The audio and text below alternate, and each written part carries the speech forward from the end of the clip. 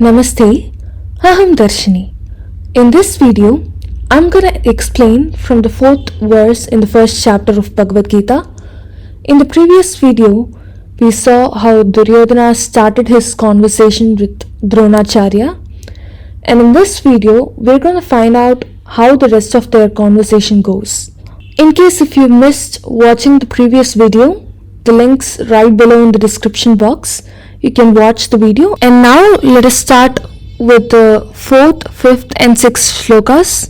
Let's learn how to chant them first and then we'll move on to what they mean. Hatra shura maheshvasa bhimarjuna samayudhi yuyudhano virathascha drupadascha maharathaha दृष्टकेतुश्छेकितानः काशीराजश्च वीर्यवान् पुरुजित्कुन्तिभोजश्च शैभ्यश्च नरपुङ्गवः युधामन्युश्च विक्रान्त उत्तमौजाश्च वीर्यवान् सौभद्रो द्रौपदेयाश्च सर्वैव महारथाः. Now let's try to understand what Duryodhana talks about in these 3 shlokas. Due to his anxiety, the Pandava army seemed much larger to Duryodhana than it actually was. He never had expected his opponents to bring out such an army of warriors with such military prowess. Out of fear, he starts enumerating the names of all the Maharathas gathered on the Pandavas' side. And here, the word Maharathas used by Duryodhana in these shlokas brings out the fear that he had in his mind. The word Maharatha is a word that is used to address the extraordinary warriors who are equal in strength to 10,000 ordinary warriors. That is, having one of these Maharathas in the army is equal to having 10,000 ordinary warriors. And they were all exceptional heroes and great military commanders, equivalent in valor to his cousins Arjun and Bhim. Out of fear, he approaches his Guru Dronacharya and says the following: Behold, in their ranks are many powerful warriors like Yuyudhana, Virata, Drupad, and wielding mighty bows and equal in military prowess to Bhima and Arjuna. There are also accomplished heroes like Drishtaketu, Chekitana, and the gallant king of Kashi, Purujit, Kuntibhoj, and Shaibhya, all the best of men in the Pandavas' army. In their ranks, they also have the courageous Yudhamanyu, the gallant Uttamauja, the son of Subhadra, and the sons of Draupadi, who are all great warrior chiefs. And now let's move on to the 7th shloka. Asmakam tu vishishtaye tannibodhatvijottama Nykaa मम सैन्यस्य संज्ञार्थं तान् ब्रवीमि ते. Duryodhana was very well aware that his teacher Dronacharya was an acharya who taught military science, but he wasn't really a warrior. However, on the battlefield, he was also one of the commanders of the Kaurava army. An impudent Duryodhana even doubted the loyalty of his own acharya. Cunningly, Duryodhana addressed his teacher as Dvijottama in this shloka. And here, the meaning of the word Dvijottama is best among the twice born, or it is best among the Brahmins. His denigrating reminder for Dronacharya was that if he does not display his valor in the battle, he would be considered as a lowly Brahmin who is only interested in the fine food and lavish lifestyle at the king's palace.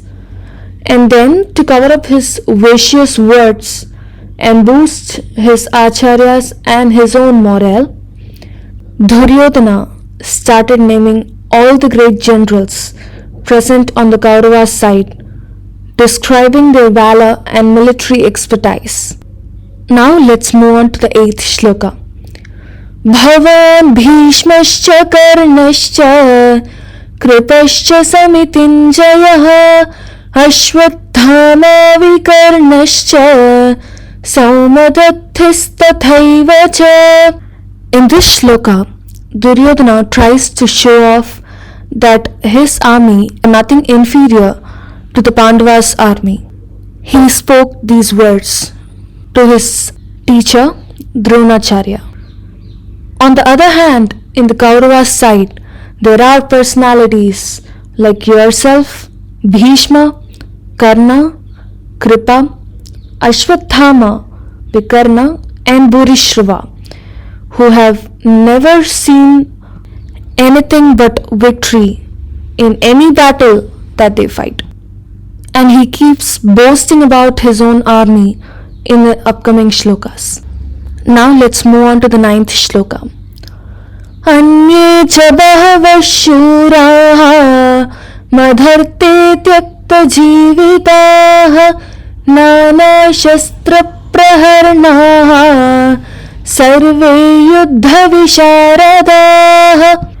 In this shloka, Duryodhana says to Dronacharya, also there are many other heroic warriors who have prepared themselves to lay down their lives for my sake. They are all very skilled in the art of warfare and equipped with various kinds of weapons. And now let's move on to the next shloka.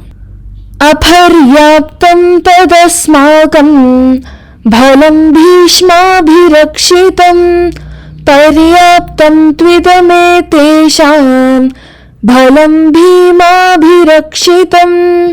In this shloka, Duryodhana says, the strength of our army is unlimited and we are safely marshalled by the grandsire Bhishma himself, while the strength of the Pandava army is carefully marshalled by Bhim, though it is limited.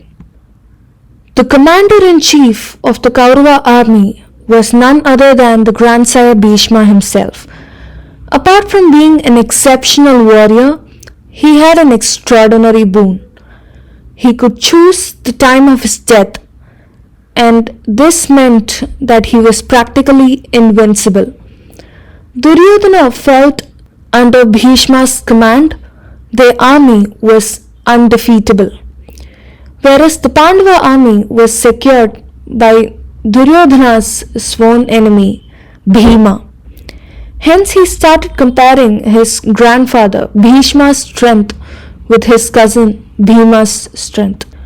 In Sanskrit, there is a Subhashita, a proverb that says, Vinashakale Viparita Buddhi, and it means this: when the end draws near, egoistic people indulge in vain glory instead of being humble in evaluating their own situation.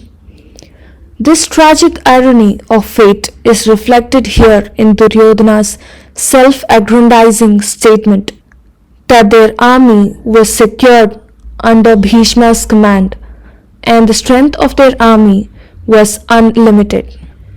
However, the reality was this: both Kauravas and Pandavas were Bhishma's grandchildren, and Bhishma gets to be the oldest living member of the Kuru family, and he was very much concerned about the welfare of their family.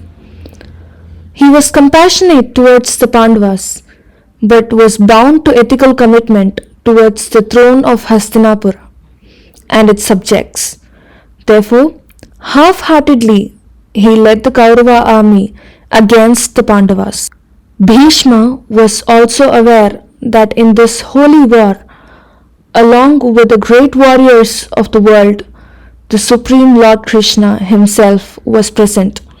Lord Krishna was with the Pandavas, which meant Dharma was on their side, and no power in the entire universe could make the side of Adharma win. But he had vowed to protect the kingdom of Hastinapura and its subjects. To fulfill his responsibility towards them, Bhishma led the Kaurava army even though he was aware of their wrongdoings. This decision of Bhishma accentuates his strength of character and enigmatic personality. And at this point, Dronacharya's anger starts rising as Duryodhana doesn't even bother to count on Dronacharya as one of the warriors on his side. So now we have Duryodhana who keeps boasting about his army on one side, though he has a thought that Pandava's army was much bigger than his. Then we have the grandsire Bhishma who knows that there's no way they're gonna win this war, but he half-heartedly leads the Kaurava army. And then we also have Dronacharya, whose anger keeps accelerating on hearing Duryodhana's words. Let's see what happens in the next shlokas in the upcoming videos. Thank you. Dhanyavadaha.